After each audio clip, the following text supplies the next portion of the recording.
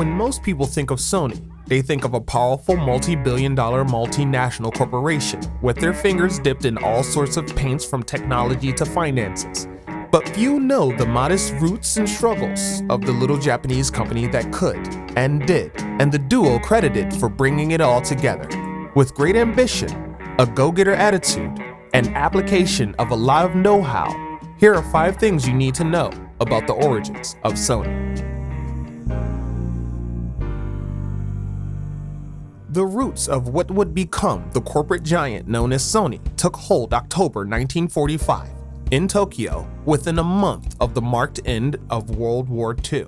The main actors of this radio play are former Imperial Japanese Navy Sub-Lieutenant Masaru Ibuka and a gray-eyed weapons researcher from a lineage of wealthy sake brewers, Akio Morita.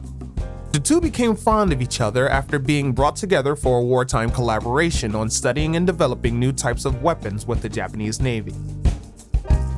After the fallout of the Second World War, Masaru Ibuka, looking at what the people of Japan needed, self-funded an engineering team, establishing Tokyo Tsushin Kinkyujo, Totsukin for short, or Tokyo Telecommunications Research Institute for the West.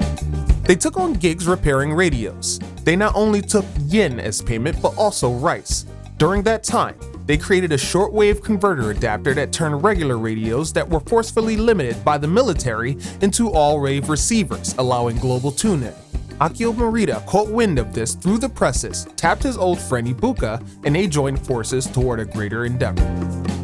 Morita and Ibuka took out a minuscule business loan. Setting up shop on May 7, 1946, Tokyo Telecommunications Engineering Corporation, or Totsuko, was born. They made audio consoles and electric megaphones. They also dabbled in making rice cookers, and under the pseudonym Ginza Nesuru Shokai, or Ginza Heating Company, they made shoddy electric cushions. In 1949, Masaru Ibuka got his hands on a Wilcox Gate tape recording reel. After unlocking its secrets and inventing their own magnetic tape solution, the G-type magnetic tape recorder made its market debut for industrial use in the 1950s. The A-type released for home use. The Japanese economy was on an incline, and Totsuko began to benefit from the rise. It was 1952 that Masaru Ibuka got his hands on a transistor, a 1948 invention of American company AT&T Bell Laboratories. Though the Totsuko company couldn't afford it, with borrowed finances, Masaru licensed the technology from Bell Lab's parent company, Western Electric, for $25,000, a pinnacle investment that would pave the way for the company's greatness. It took them 3 years to incorporate the technology into a public consumer product, vastly improving on the efficiency of the technology's potential on the way.